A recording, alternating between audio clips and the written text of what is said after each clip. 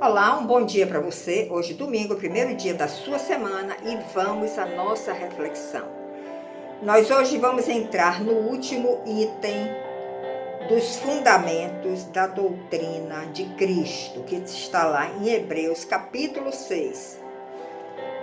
Este último item é exatamente o juízo eterno. Então, vamos refletir sobre o juízo eterno. Como isso acontece? O que é que está previsto biblicamente? Como é que o Senhor pretende agir neste momento do julgamento final?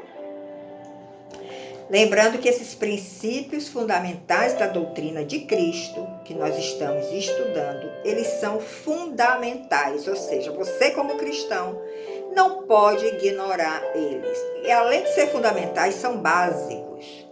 Muitas vezes nós já queremos viver experiências espirituais maravilhosas sem conhecer os princípios fundamentais. Então, lá em Hebreus capítulo 6, você pode ir neste livro, ir neste capítulo e refletir sobre tudo isso que nós temos visto. Então, vamos ao juízo eterno. O que é que nós entendemos por juízo eterno? Talvez até essa expressão nos cause um pouco de medo, não é verdade? Porque todo juízo nós vemos como um castigo. E por ser eterno, nos dá mais pânico ainda. Juízo eterno, castigo eterno. Mas não é exatamente assim.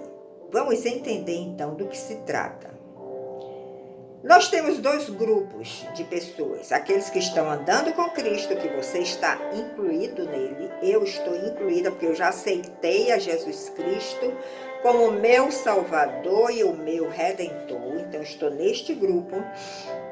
E tem o grupo dos ímpios, aqueles que não aceitaram Jesus como seu Salvador, não reconhecem que Jesus veio em carne, em forma de homem, que ele é o próprio Deus encarnado, que até os dias de hoje ainda não aceitou. E se até os últimos dias da sua existência essa pessoa não consegue enxergar, receber a graça para crer em Jesus Cristo, ele estará no grupo dos ímpios.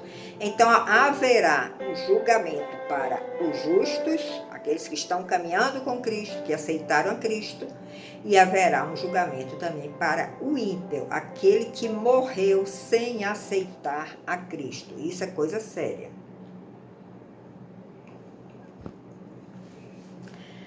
Agora, por que o nome juízo eterno? Porque tudo que se julga dentro deste contexto é para a eternidade. Não é nada temporal. É para a eternidade este julgamento.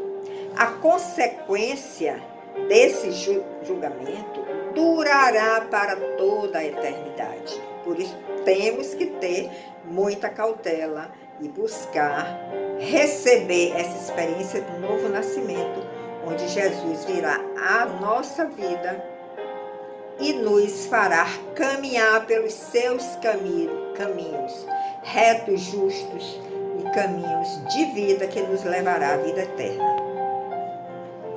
Então nós precisamos entender que o julgamento para a nossa salvação acontece durante a nossa caminhada aqui na Terra. Se nós morrermos sem essa experiência, deixa eu diminuir um pouco aqui o som, estou achando muito alto. Se nós morrermos sem essa experiência do novo nascimento, sem essa experiência da salvação através de Cristo Jesus, que nos levará à eternidade, nós não teremos outra oportunidade no mundo vindouro. A oportunidade é esta agora, nesta existência terrena. Fique atento a isso. E o que é que consiste a salvação? A salvação consiste em recebermos essa graça que vem do alto para crermos em Jesus como Deus que se fez carne, como aquele que veio a esta terra para nos salvar. Crer que o sacrifício que ele ofereceu ao Pai foi única e plenamente para nos livrar do inferno, para nos levar à salvação, para nos levar à vida eterna. Não foi em benefício dele, porque ele não tinha nenhum pecado. Ele não precisaria fazer esse sacrifício por ele. Ele fez esse sacrifício por nós. E o que nós precisamos crer é que fora de Jesus não há salvação. Muitos estão buscando seitas, muitas vezes seitas lá asiáticas, do mundo asiático, mas Cristo não está nessas seitas. Quem está ali é um homem. É um homem, uma imagem de um Deus humano, que eles consideram um Deus, mas é humano, não é o Deus eterno. Quando nós cremos em Jesus Cristo, enfatizando mais uma vez isso, na hora que você crer, você recebeu essa graça para crer em Jesus como seu Salvador, você tem acesso imediato à vida eterna, mesmo antes de fazer qualquer obra aqui na terra. Desde que lemos em Marcos 16:16. Quem crer e for batizado será salvo. Batismo é uma confirmação daquilo que você está crendo. Mas quem não crer será condenado. Então, no dia do juízo eterno, aqueles que não creram serão condenados ao lago de fogo. Então, o momento de crer é nesta vida. E nós temos um exemplo na Bíblia do homem rico e de Lázaro, que era um mendigo. E que aqui na terra, esse homem rico tinha muitas regalias, tinha riquezas, e Lázaro, um pobre mendigo. Mas quando eles morreram, o que foi que aconteceu com o homem rico e o que foi que aconteceu com Lázaro? Lázaro foi para o seio de Abraão e o homem rico foi para o lago de fogo, o inferno, o abismo, onde mora Satanás e seus anjos. Então isso nos deixa muito claro que a nossa recompensa diante de Deus não é exatamente o que nós conquistamos aqui na terra. As riquezas que nós conquistamos pelo nosso grande esforço, grande talento. Diante de Deus, a maior riqueza que nós podemos ter é ter a Jesus no nosso coração, é ter a Jesus na nossa vida. Então, essa passagem de Lázaro, o mendigo, e do homem rico exemplifica muito bem isto. Em João 3,16, que é um verso muito conhecido, veja o que é que nós lemos e que ratifica isso tudo que nós estamos falando. Porque Deus amou o mundo de tal maneira, Ele amou o mundo, Ele amou você e a mim de tal maneira, que deu seu Filho unigênito, para que todo aquele que nele crer em Jesus, não pereça, mas tenha a vida eterna. Porque Deus enviou o seu Filho ao mundo, não para que condenasse o mundo, mas para que o mundo fosse salvo por ele. Então você está entendendo que a condenação não vem através de Jesus, a condenação vem porque nós não cremos em Jesus como nosso Salvador. Ele não veio trazer condenação ao mundo, ele veio trazer salvação ao mundo. Agora, se durante toda a nossa caminhada, nossa existência, nós não demos a menor importância para isso, não buscamos, não pedimos ao Senhor que mande sua graça para crermos em Jesus, no dia do juízo eterno, do juízo final, aí sim nós vamos receber condenação. Continuando no verso 18, quem crer nele, em Jesus, não é condenado, mas quem não crê já está condenado. Já está condenado pela sua incredulidade. porquanto não crê no nome do unigênito Filho de Deus. Então, quem rejeitou a palavra de Deus aqui em vida, no último dia será julgado por esta palavra. Então, fique muito atento a tudo isso que nós já falamos até agora. Em João 12, de 48 a 50, nós lemos: quem me rejeitar e não receber as minhas palavras, já tem quem o julgue. A palavra que tenho pregado, essa o há de julgar no último dia. Jesus é a palavra. Se nós não recebemos a sua palavra, nós não recebemos a Jesus. E é esta palavra que foi pregada, é que trará julgamento no último dia, no juízo eterno, no juízo final. Porque eu não tenho falado de mim mesmo, disse Jesus, mas o Pai que me enviou, ele me deu mandamento sobre o que hei de dizer e sobre o que hei de falar.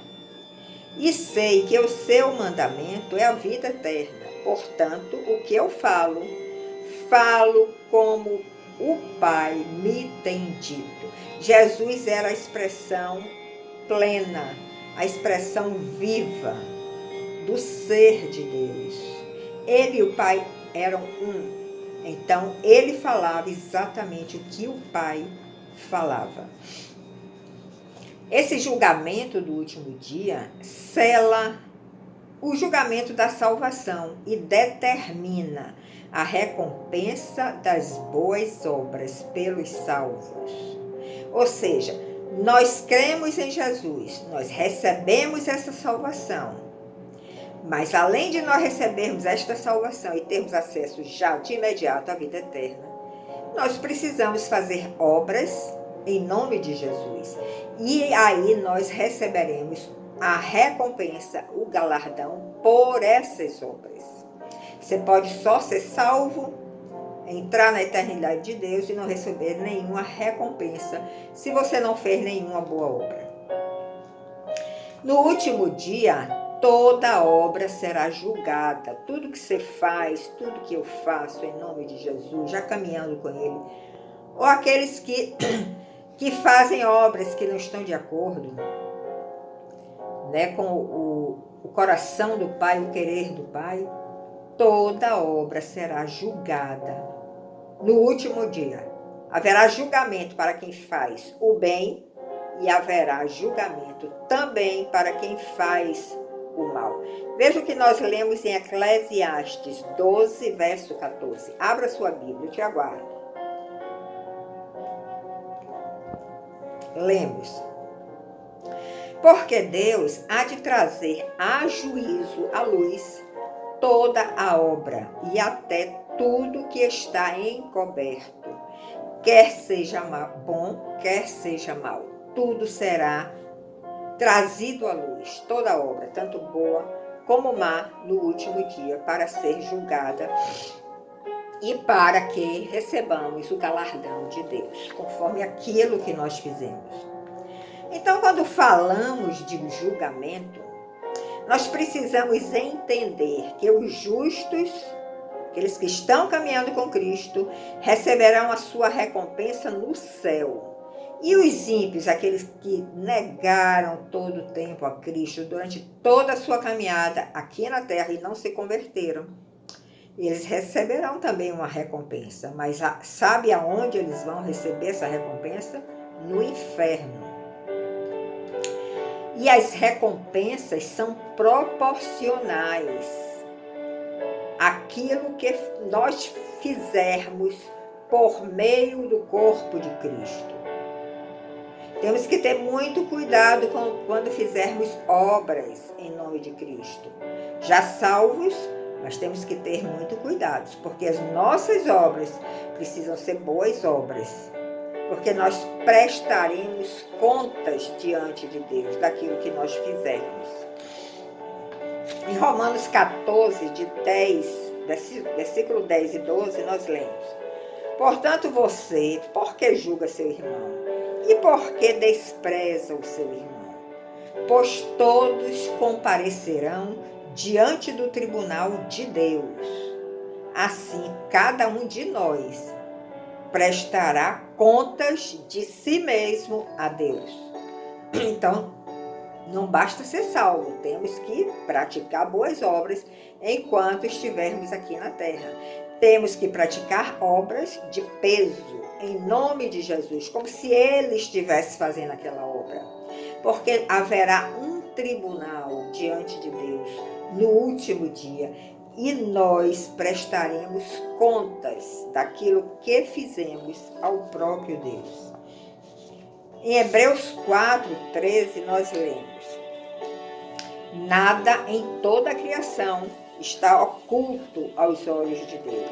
Nada pode ser escondido aos olhos de Deus. Tudo está descoberto e exposto diante dos olhos daquele a quem havemos de prestar contas. Então, o Deus que prestaremos conta de nós mesmos vê tudo, nada fica encoberto aos olhos dele. Nada fica escondido aos olhos do Senhor. Em Apocalipse 22, verso 11 e 12, veja o que nós lemos como uma recomendação divina. Abra sua Bíblia. Continue o injusto a praticar injustiça. Continue o imundo a praticar imundície. Continue o justo a praticar justiça. Você já está justificado pelo sangue de Jesus? Cuidado, você não praticar injustiça. Procure sempre praticar a justiça de Deus. E continue assim o justo a se santificar. E no versículo 12 nós lemos: eis que venho em breve. Jesus virá em breve. E a minha recompensa está comigo, e eu retribuirei a cada um de vós de acordo com o que fizeram. Vocês estão entendendo? Que a recompensa está ligada às obras que nós temos feito aqui na terra, ou que faremos ainda aqui na terra. Hebreus 9, 27, nós lemos: da mesma forma, como o homem está destinado a morrer uma só vez e depois disso enfrentar o juízo, ou seja, não haverá reencarnação. O homem morre uma só vez e depois, quando ressuscitado, enfrentará o juízo eterno. É importante nós entendermos que esse versículo não está excluindo a possibilidade de alguém ser temporariamente ressuscitado, como aconteceu na época de Jesus, na época da igreja primitiva. Pode haver ressurreição, mas é uma ressurreição física ainda. Mas exclui totalmente a reencarnação de uma forma definitiva, como algumas seitas pregam. Então, o homem está destinado a morrer uma só vez e depois disso vai enfrentar o juízo. Em Mateus 12, 36, nós lemos: mas eu digo que no dia do juízo, os homens haverão de dar conta de toda palavra inútil que tiverem falado. Então, tenha muito cuidado com suas palavras. Temos que ter muito cuidado com o que falamos, porque nós vamos dar conta diante desse tribunal de Deus de tudo aquilo que nós falamos de uma forma inútil. Eu sei que muitas vezes nós falamos coisas inúteis, palavras vãs, mas nesta hora você deve pedir logo perdão a Deus e pedir o espírito de arrependimento e não permanecer nessa prática. Pois por suas palavras vocês serão absolvidos e por suas palavras serão condenados. Veja o poder que tem a nossa palavra. E Jesus aqui não está falando só de obras mas está também falando das nossas palavras, que também nos trarão um julgamento. Agora, é muito importante nós entendermos a questão da recompensa ou galardão, porque a salvação conquistamos de imediato quando aceitamos a Cristo como nosso Salvador, reconhecemos Ele como Deus que se fez carne, imediatamente estamos no céu. Mas as recompensas e o galardão sobre as obras virá sobre aquilo que nós vamos fazer aqui na terra depois de salvos. Então veja o entendimento que o apóstolo Paulo nos dá com relação a isso. Vai em 1 Coríntios 3:8. Ele diz o seguinte: o que planta e o que rega tem um só propósito: semear. Um planta, outro rega. E cada um será recompensado de acordo com o seu próprio trabalho. Então nós vemos aí que há um trabalho conjunto. Um planta, outro rega. Mas a recompensa é individual. Deus vai olhar aquele que planta se está executando um bom trabalho e aquele que rega se está executando também um bom trabalho. E é sobre esta qualidade de trabalho é que cada um vai receber a recompensa ou o galardão dos céus. Então nós vemos aí que Deus vai agir em relação à qualidade do trabalho que estamos oferecendo. Nós sabemos que o corpo de Cristo, ele é apresentado como um só corpo, é uma coisa única. Mas nessa unidade do corpo de Cristo, existe uma diversidade de membros. E cada membro recebeu uma função do Senhor, recebeu um dom que ele vai botar em prática para fazer boas obras. Então, temos que ter muito cuidado com a qualidade de trabalho, com a qualidade da obra que estamos fazendo em nome de Jesus. Vamos ler agora nesse mesmo capítulo 1 Coríntios 3, os versos de 10 a 14. Nós lemos, verso 10. Conforme a graça de Deus que me foi concedida, Paulo falando, eu, como sábio construtor, lancei o alicerce. Os apóstolos lançaram o alicerce para que o edifício de Deus fosse construído. Mas vem outros e construirão sobre este alicerce. Contudo, veja o alerta do apóstolo Paulo, veja cada um como constrói. Porque ninguém pode colocar outro alicerce além do que já está posto, que é Cristo Jesus. O alicerce tem que ser Cristo Jesus. Muitos vêm e negam a Cristo, tirando esse alicerce verdadeiro e lançam outro alicerce. E dizem que está construindo uma obra para Deus. Se alguém constrói sobre esse alicerce, que é Jesus Cristo, usando ouro, prata, pedras preciosas, madeira, feno ou palha, a sua obra será mostrada, porque o dia a trará à luz. O dia do juízo final trará à luz todas as nossas obras. Então, qual é o material que nós estamos usando? Estamos usando o ouro, a prata, ou estamos usando madeira e feno, que são materiais sujeitos a serem queimados e destruídos. Essas obras que nós construímos, elas serão reveladas pelo fogo de Deus, passarão pelo fogo de Deus. E este fogo é que provará a qualidade da obra de cada um.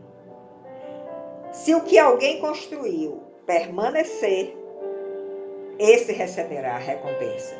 Mas se não permanecer aquela obra, essa obra será destruída e ele não receberá nenhuma recompensa do Senhor, mesmo que já esteja salvo. Então nós vemos que a recompensa será dada não somente pelo que foi feito, mas pela maneira como fizemos. Verso 15, nós lemos o seguinte: se o que alguém construiu se queimar, esse sofrerá prejuízo, porque queimou, destruiu a obra. Contudo, será salvo. A salvação ele não perde. Mas, veja o que nós lemos: contudo, será salvo como alguém que escapa através do fogo. Ele escapou do fogo, ele não perdeu a salvação, mas a sua obra foi destruída, porque foi construída com madeira e com feno.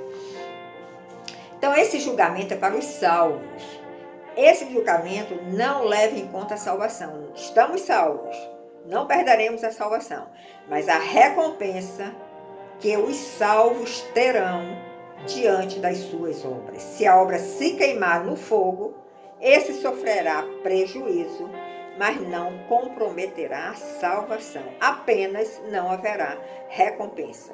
Então nós vemos aí que, apesar de já sermos salvos, devemos apresentar obras de qualidade ao Senhor, que resistam ao fogo de Deus. Nós não somos salvos pelas obras, já sabemos disso.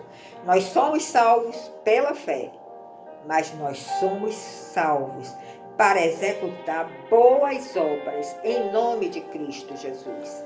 Então vamos concluir aqui este vídeo. Provavelmente haverá um segundo vídeo sobre juízo eterno, mas ouça com muito cuidado. Tudo isso que nós falamos, reflita, medite.